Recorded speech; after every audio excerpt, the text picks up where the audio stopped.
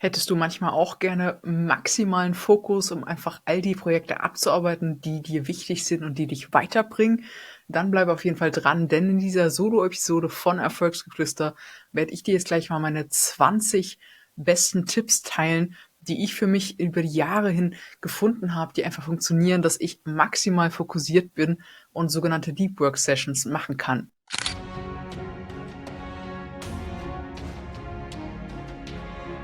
Dann starten wir direkt mal rein. Das allererste, was du wissen musst, wenn du eben wirklich fokussiert arbeiten willst, ist, was ist dein Ziel? Also Nummer eins, setze ein klares Ziel für diesen Arbeitsblocker, den du jetzt vor dir hast. Es muss wirklich klar sein, was willst du in dieser Zeit erreichen? Schreib das am besten auf in einem Satz oder zumindest eben ein Stichwort. Leg das irgendwo auf deinen Schreibtisch oder mach das als dein Hintergrund. Es gibt auch so Apps, die, wenn du deinen Browser zum Beispiel öffnest, automatisch das wichtigste Ziel des Tages quasi ausgeben.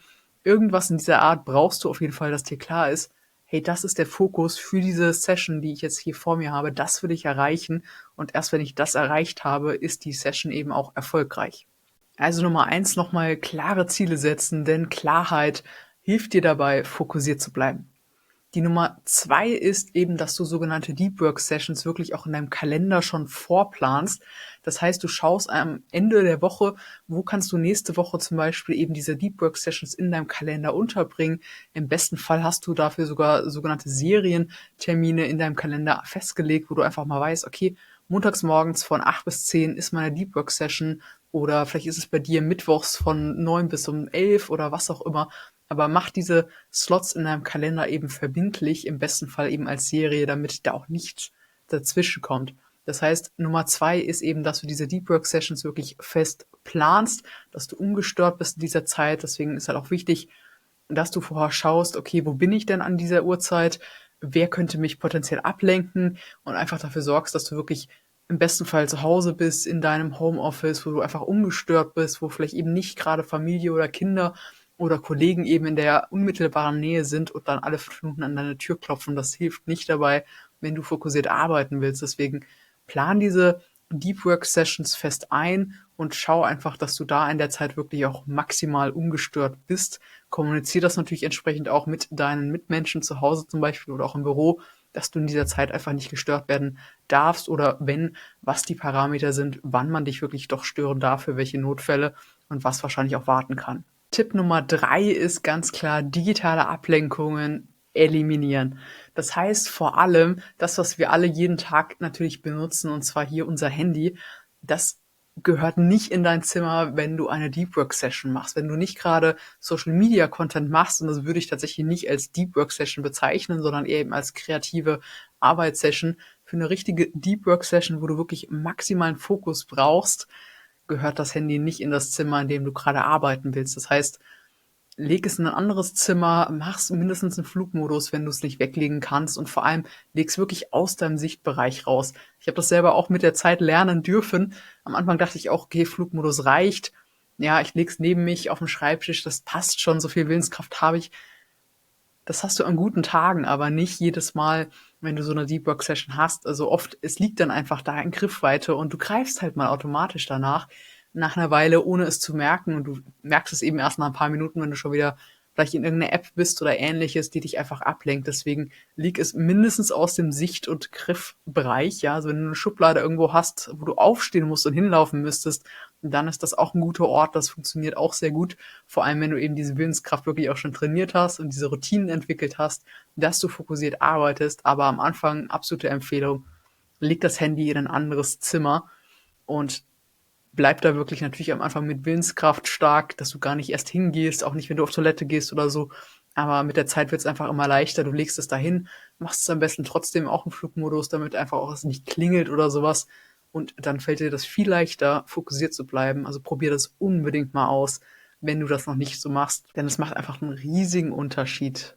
Ich habe am Anfang auch gedacht, ja, das passt schon, das ist im gleichen Zimmer oder so, aber dein Unterbewusstsein weiß, hey, es ist in Griffweite oder ich muss nur kurz aufstehen, diese Schublade aufmachen und je weiter es weg ist, umso geringer ist das Risiko, dass du eben hingehst und danach greifst. Tipp Nummer vier, mach das Wichtigste direkt morgens. Morgens, wenn wir aufwachen, wenn wir wirklich auch wach sind, also vielleicht du deine Morgenroutine durchgezogen hast oder so, dann fängst du an mit dem wichtigsten Task, also das, wo du am meisten von deiner Fokussierung für brauchst. Denn morgens ist die Willenskraft am höchsten. Das heißt, du bist auch viel bereiter dafür, dich wirklich mal fokussiert hinzusetzen, diesen Deep Work Slot wirklich auch zu nutzen, weil du einfach eben, du hast wahrscheinlich schon gefrühstückt, du bist einfach eben durch deine Routinen durch und du weißt, okay, jetzt ist gerade nichts anderes da, was mich ablenkt.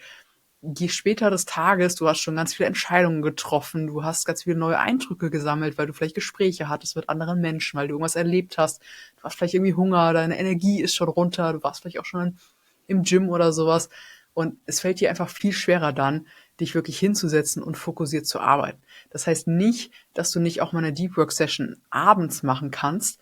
Also wir sind ja auch alle verschiedene Typen von Menschen.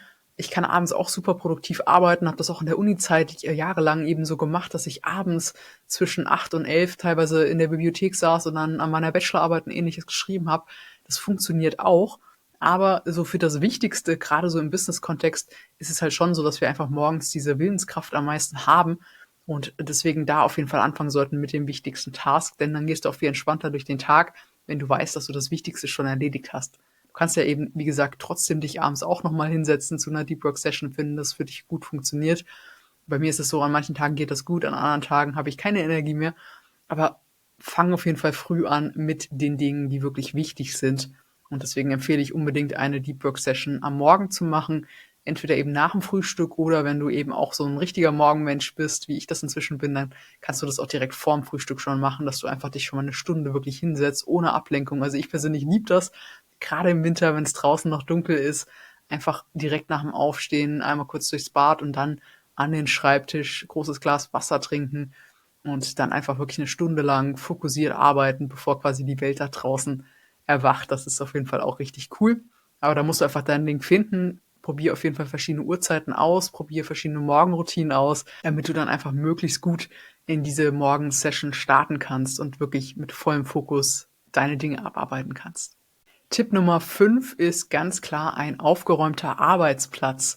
Denn das Chaos im Außen sorgt auch oft dafür, dass wir irgendwie Chaos im Innen haben. Vielleicht kennst du das, wenn du ganz viele Dinge auf deinem Schreibtisch hast oder um dich herum, vielleicht hinter deinem Schreibtisch oder neben deinem Schreibtisch und du bist in so einer Deep Work Session und willst dich jetzt konzentrieren und dann schaut man mal so ein bisschen durch die Gegend, weil man ja am Nachdenken ist und auf einmal siehst du irgendwas und denkst, ach, da liegt das. Ja, und du stehst auf, du gehst hin oder du siehst irgendwas, was irgendwie eine Erinnerung hervorruft und zack, bist du irgendwie nicht mehr im Fokus bei dem, was du eigentlich machen willst, sondern eben bei den Dingen, die um dich herum sind.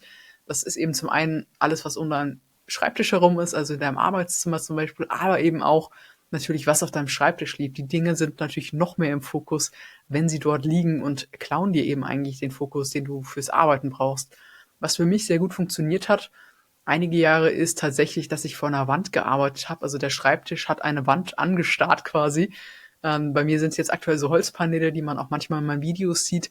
Wenn ich wirklich so eine Deep Work Session machen will, dann drehe ich den Schreibtisch so, dass ich auf diese Holzwand quasi schaue, weil dann sehe ich nichts anderes. Dann bin ich wirklich voll fokussiert. Wenn ich nach vorne schaue, sehe ich einfach nur diese Holzpaneele, diese Akustikpaneele und nichts anderes. Also das ist wirklich eine ganz gute Sache, möglichst wenig Ablenkung einfach in deinem Sichtfeld zu haben. Aber wenn du nicht die Möglichkeit dazu hast, dann fang einfach schon mal an, wenigstens einen sauberen Schreibtisch zu haben. Nicht umsonst ist auch dieses Minimalistische und diese Clean Desk Policy einfach hilfreich, dass du einfach wirklich anfängst, du setzt dich an deinen Schreibtisch, du hast da deinen Laptop, du hast da vielleicht noch einen Zettel und ein, zwei andere Sachen, die du brauchst, aber eben sonst nichts. Vielleicht hier auch noch ein Tipp. Ich habe das selber so nicht gemacht bisher, aber ich habe es ein paar Mal gehört und gelesen und auch im Podcast gehört von anderen Menschen, die es machen, ist tatsächlich sogar eine Mütze aufzuziehen, also so eine Schirmmütze, so eine Basecap und dadurch einfach auch das Sichtfeld schon mal zu reduzieren, so auf das, was quasi vor dir ist und möglichst wenig eben Eindrücke von außen dadurch zu bekommen. Das soll auch helfen. Ähnlich vielleicht so ein bisschen wie bei Pferden, die eben Scheuklappen bekommen, damit sie auch nur das sehen, was vor ihnen ist. Das kannst du vielleicht auch mal ausprobieren, wenn es dir schwerfällt, eben ja, deinen Fokus zu behalten und die Welt um dich herum dich einfach ablenkt. Also das vielleicht noch als Empfehlung, das mal auszuprobieren. Tipp Nummer 6 ist auf jeden Fall das hier, also Kopfhörer, am besten Noise Cancelling Headphones zu tragen, denn deinen Fokus hältst du auch viel leichter, wenn du keine Ablenkung hast. Und zur Ablenkung gehören auch Störgeräusche. Das heißt, gerade wenn du eben in einem größeren Büro bist, zum Beispiel so Großraumbüros, dann hast du immer Leute um dich herum, die irgendwie parallel telefonieren oder Ähnliches. Und deswegen da ist es das absolute Minimum, dass du eben Noise Cancelling Headphones trägst. Im besten Fall bist du eben nicht im Großraumbüro. Also ich selber kann mich im Großraumbüro überhaupt nicht konzentrieren. Ich kann da keine anspruchsvollen Tätigkeiten machen, weil mein Gehirn eben jedes Wort um mich herum aufnimmt und versucht, irgendwie deren Probleme mitzulösen, so ungefähr. Und ich kann da einfach nicht abschalten. Also deswegen für mich ist Großraumbüro die Hölle. Ich kann da nicht fokussiert arbeiten. Ich kann da natürlich Workshops machen und kollaborieren. Also wenn ich mit anderen zusammenarbeiten muss, ist das okay. Aber für die wirklich anspruchsvollen Tätigkeiten, das funktioniert für mich nicht. Gibt es natürlich auch verschiedene Menschentypen. Nicht jeder ist so sensibel, nicht jeder hört auch alles, was so um einen herum passiert. Ich habe sehr gute Ohren, ich höre teilweise auch Leute 2 Räume weiter noch, wenn die Tür eben nicht komplett zu ist und Ähnliches, wo andere Leute das gar nicht mehr wahrnehmen. Deswegen liebe ich meine Noise Cancelling Headphones, aber auch da, die kommen natürlich an die Grenzen in einem Großraumbüro. Und zu Hause, wo es sehr still ist im Homeoffice, nutze ich sie trotzdem, weil es immer noch Geräusche gibt. Sei es, dass irgendwie der Nachbar beschließt, Rasen zu mähen oder sei es einfach, dass, ja, keine Ahnung, draußen auf der Straße gerade irgendwie ein Krankenwagen vorbeifährt oder was auch immer. All das sind Kleinigkeiten, die mich aus meiner Konzentration reißen können. Es muss nicht so sein, aber es könnte sein. Und wenn ich einfach diese Kopfhörer aufhab, dann höre ich das nicht. Und damit sind wir auch schon beim nächsten Schritt. Und zwar Tipp Nummer 7 ist, eine Fokus-Playlist zu haben. Das ist natürlich super praktisch, wenn du jetzt schon Kopfhörer auf hast, das Ganze dann eben auch wirklich zu kombinieren noch mit Musik. Jetzt rede ich nicht von Musik wie dem ganzen Pop-Charts und was auch immer gerade so im Radio läuft, sondern ich rede von Musik ohne Lyrics, also ohne Text. Das heißt, wir sind da im Instrumentalbereich, das funktioniert sehr gut. Und am besten, wenn instrumentale Musik für dich selber noch nicht so ganz funktioniert, dann würde ich dir auf jeden Fall binaurale Beats empfehlen, denn die fördern einfach die Konzentration. Also es ist nachgewiesen, dass unsere Gehirnströme quasi in verschiedenen Frequenzen unterwegs sind und dass wir eben durch Musik, die auch in bestimmten Frequenzbereichen agiert, dafür sorgen können, dass sich eben diese Gehirnströmungen synchronisieren, also dass die einfach besser laufen in einem gewissen Schwingungsbereich. Und deswegen binaurale Beats, informier dich dazu auf jeden Fall mal. Was für mich sehr gut funktioniert, sind tatsächlich Alpha-Brainwaves, aber es gibt da, wie gesagt, verschiedene, die auch eben verschiedene Sachen auslösen. Also zum Beispiel Kreativität oder eben mehr Fokus oder Entspannung. Dann sind wir vielleicht manchmal eher im Delta-Bereich. Es gibt sogar eben auch binaurale Beats, die dafür sorgen, dass du halt leichter einschläfst. Da musst du einfach schauen, dass du die richtigen für dich findest. Informier dich da gerne mal zu. Das wäre ein separates Video, deswegen mache ich das jetzt hier nicht an der Stelle. Wie gesagt, für mich funktionieren Alpha-Brainwaves tatsächlich sehr gut, trotzdem für Fokus, auch wenn das nicht das primäre Ziel davon ist. Probier es einfach mal aus, verschiedene Playlists durchzugehen und wenn du dann so 1 oder 2 gefunden hast, die für dich sehr gut funktionieren, dann speicher dir die auf jeden Fall ab. Also ich bin da mal auf YouTube unterwegs, da findest du ganz viele binaurale Beats. Ich verlinke dir auf jeden Fall auch mal eine Playlist hier unter dem Video, wo ich auch einige Songs quasi draus habe, also einige Videos, die einfach in einem gewissen Bereich sind, die für mich sehr gut funktionieren. Da kannst du auf jeden Fall einfach mal reinhören. Deswegen Tipp Nummer 6, Noise Cancelling Headphones und dann eben Tipp Nummer 7, Fokus-Playliste, am besten Fall binaurale Beats oder instrumentale Musik. Tipp Nummer 8 ist Monotasking statt Multitasking. Eigentlich sollte das total klar sein, wenn es um das Thema Fokus geht. Wir alle können nicht wirklich multitasken bei anspruchsvollen Tätigkeiten. Natürlich können wir multitasken bei Tätigkeiten, die nicht unsere volle Gehirnkapazität bedürfen. Also ich kann zum Beispiel kochen und dabei Musik hören oder ich kann, keine Ahnung, Fernsehen schauen und dabei was essen oder ähnliches. Ja, ich kann wahrscheinlich sogar eben spazieren gehen und telefonieren oder auch im Auto noch telefonieren, je nachdem wie anspruchsvoll das Gespräch ist. Aber ich kann nicht wirklich 100% meiner Gehirnkapazität nutzen und gleichzeitig eben zum Beispiel noch durch Smartphone scrollen oder ähnliches oder Gespräch führen. Also entweder ich führe ein Gespräch, dann bin ich dort präsent, dann muss ich da auch Aufmerksamkeit hingeben.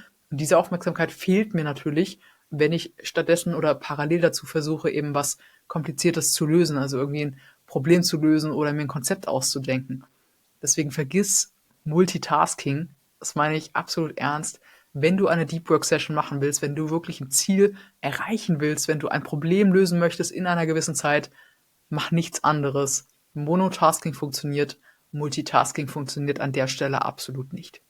Und wenn du jetzt sagst, okay, aber eben der Tipp war doch mit der Fokus-Playliste Musik zu hören, du hörst die Musik, aber eigentlich nimmst du sie nur unbewusst wahr. Und deswegen, die helfen dir ja da dabei, deine Gehirnströmung quasi zu synchronisieren, in einen gewissen Bereich zu bringen, dass du eben maximal fokussiert bist. Also das ist eine Tätigkeit, die nicht Ressourcen abzieht oder Kapazitäten abzieht von deinem Fokus, sondern die dafür sorgt, dass du mehr Ressourcen hast, um fokussiert zu arbeiten.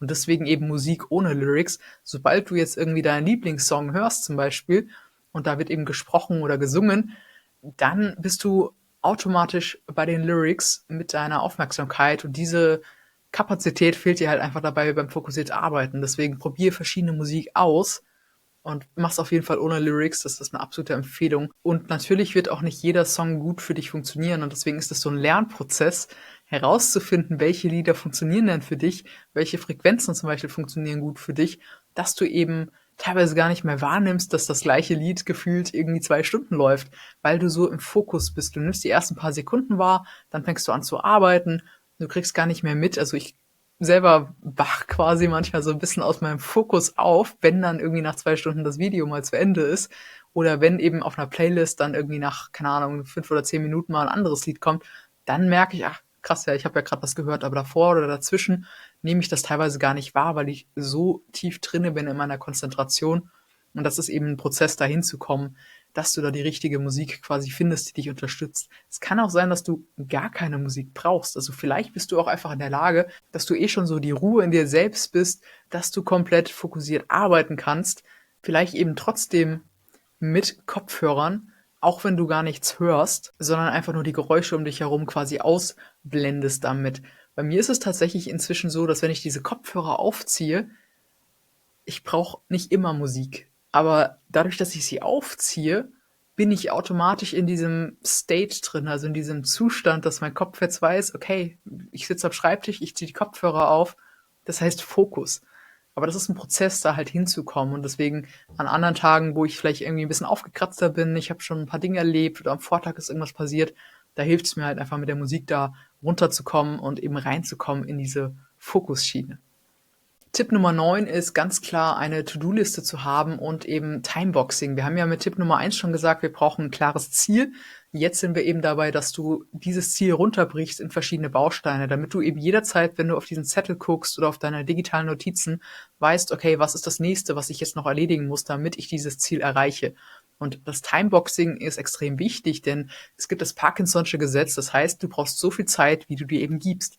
Wenn du eine Deadline hast, ja, zum Beispiel von 1 Stunde oder von 2 Stunden oder von einer Woche, dann agierst du viel zielstrebiger, weil du eben weißt, hey, da ist eine Deadline, bis dahin muss ich das Ganze erreichen. Also schaff diese Verbindlichkeit und eine klare Struktur, was zu erledigen ist.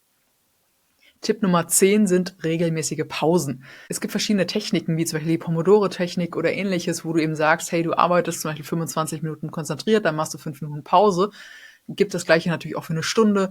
Du musst da einfach deinen Rhythmus finden. Für mich ist tatsächlich 25 Minuten viel zu kurz. Also ich arbeite lieber 2 Stunden total fokussiert und mache dann mal eine Viertelstunde Pause, als eben alle 25 Minuten 5 Minuten Pause zu machen. Aber das musst du für dich herausfinden, was bei dir gut funktioniert. Das Wichtige ist, dass du eben eine Pause machst und im besten Fall eben spätestens nach 1 oder eben 2 Stunden. Länger würde ich tatsächlich nicht machen. Dann lieber eine kurze Pause und dann wieder schauen, dass du von vorne anfängst, also dann eben noch mal eine Stunde oder 2. Aber plan auf jeden Fall Pausen ein. Ich arbeite sehr gerne mit dem Timer, den es auf jedem Laptop gibt. Stelle mir den immer ein und wenn der dann klingelt, dann weiß ich, okay, jetzt habe ich eben ja die Zeit erreicht, jetzt mache ich eine Pause. Manchmal stelle ich mir den auch auf 30 Minuten Slots, damit ich einfach alle 30 Minuten weiß, hey, da sind schon 30 Minuten rum. Ich habe jetzt nur noch irgendwie weitere 30 Minuten. Bis dahin muss ich das Thema erledigen oder so. Das hilft mir auch manchmal zu wissen, okay, krass, wie schnell vergeht denn die Zeit? Ich muss jetzt wirklich Vollgas geben und da einfach so ein bisschen Zeitbewusstsein zu schaffen. Tipp Nummer 11 ist körperliche Bewegung. Das heißt, in dieser Pause, wenn du davor gesessen hast oder auch am Schreibtisch gestanden hast, gehst du am besten mal vor die Tür. Frische Luft ist immer super. Und vor allem machst du einfach ein paar Schritte, damit du danach eben wieder fokussierter arbeiten kannst. Tipp Nummer 12 ist tatsächlich genug zu trinken. Also ich habe immer eine Flasche Wasser hier stehen und tatsächlich ein Glas, weil ich für mich gemerkt habe, dass wenn ich zur Flasche greifen muss, die vielleicht aufdrehe oder ähnliches, ist das eine größere Hürde, als wenn ich einfach zum Glas greife, was dann halt hier auch einfach steht und im besten Fall eben voll ist und dann kann ich einfach was trinken und wenn das natürlich leer ist, das Glas, dann fülle ich das Ganze auch wieder auf und dann mache ich weiter. Also es hilft auf jeden Fall, extrem viel Wasser zu trinken, denn Dehydration senkt einfach deine kognitive Leistung. Deswegen auf jeden Fall ganz viel Wasser trinken, am besten stehen. Tipp Nummer 13 ist tatsächlich Ernährung. Achte darauf, wenn du so eine Fokus-Session vor dir hast, wo du wirklich was reißen willst, fokussiert arbeiten willst, dass du davor nicht gerade das heftigste Essen des Tages gegessen hast. Also vielleicht irgendwie den Schweinsbraten oder ähnliches. Das hilft nicht, denn dann wirst du automatisch ein bisschen müde. Dein Körper braucht ganz viel Energie für die Verdauung und diese Energie hast du nicht mehr, um konzentriert zu arbeiten.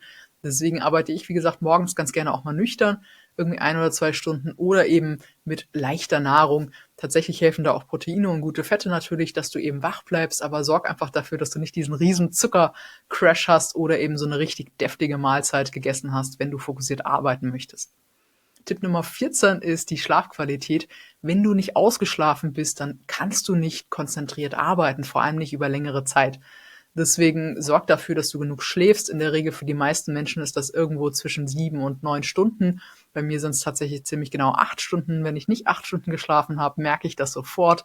Wenn ich weniger als 7,5 Stunden geschlafen habe, merke ich das noch mehr. Und wenn es unter 7 Stunden sind, dann kann ich zwar arbeiten, aber ich bin auf jeden Fall bei weitem nicht so leistungsfähig, wie ich es eben bin, wenn ich meine 8 Stunden regelmäßig bekomme.